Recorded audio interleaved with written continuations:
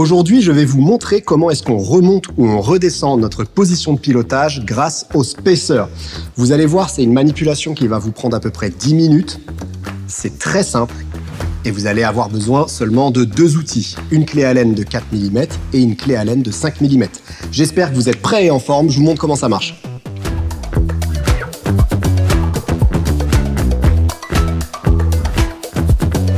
Me voici donc face à ma potence. Alors tout à l'heure, je vous parlais de spacer. Qu'est-ce que ces spacers? La spacer, comme son nom l'indique, c'est ces bagues qui gardent l'espace entre la potence et le jeu de direction.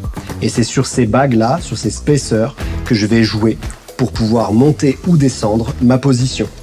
Donc je vais commencer par prendre ma clé Allen de 4 mm et desserrer la direction de ma potence.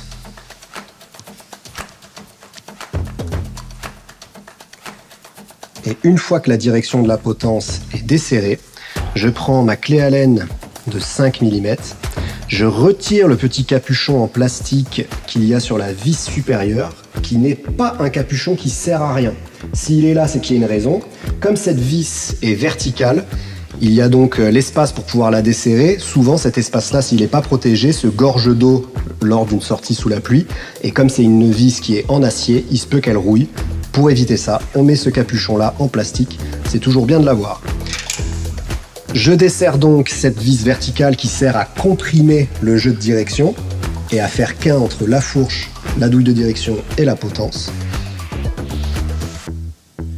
Et je la retire totalement.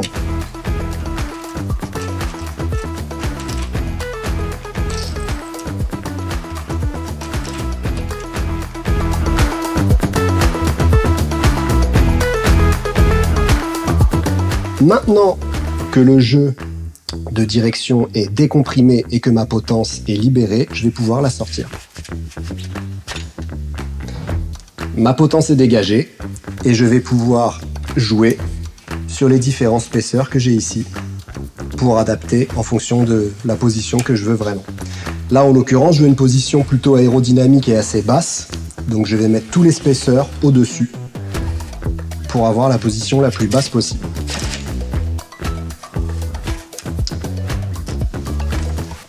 Je procède à la même opération dans le sens inverse. D'abord, la vis verticale.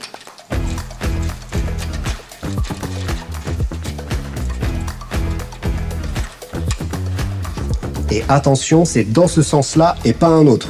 Si vous serrez ces vis-là d'abord, vous ne pourrez pas comprimer le jeu de direction et il se peut que vous ayez du jeu dans la fourche.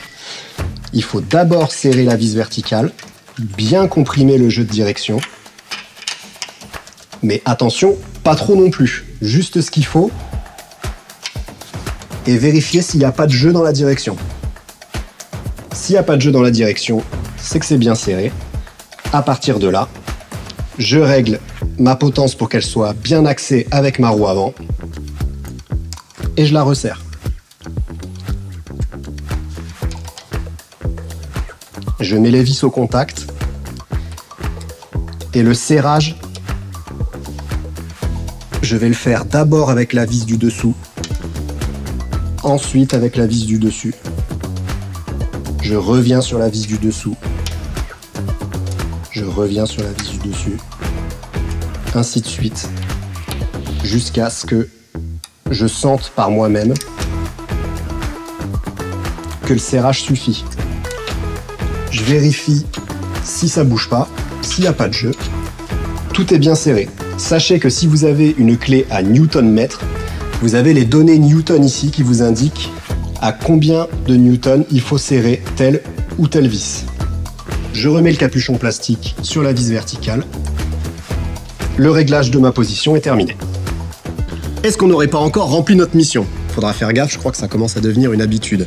Vous voyez, j'ai procédé au réglage de ma position, je l'ai mise hyper basse pour avoir une position aérodynamique.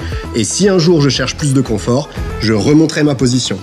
Si jamais vous avez des questions ou des petites inquiétudes, surtout n'hésitez pas à vous rendre dans un décathlon et à en discuter avec le technicien cycle à l'atelier. D'ici là, je vous dis à bientôt et bonne route.